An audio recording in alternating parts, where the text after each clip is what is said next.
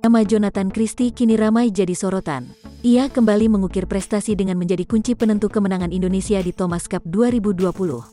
Jojo, sapaan akrab Jonathan Christie, yang tampil di partai ketiga itu berhasil kalahkan Li Sifeng dalam 3 permainan dan sekaligus pastikan kemenangan tim Merah Putih. Tak hanya karir dan prestasinya sebagai pebulu tangkis yang disorot, wajah tampan dan tubuh atletisnya juga sempat mencuri perhatian netizen pada tahun 2018 lalu.